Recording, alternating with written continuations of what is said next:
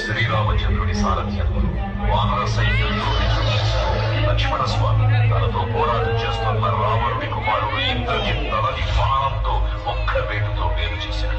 ఇంద్రజిత్ రావణుడు ఆవేశంతో ప్రతీకారం కోసం పాతాళలోకాధిపతి తన సోదరుడు అటువంటి మహిరావణుడి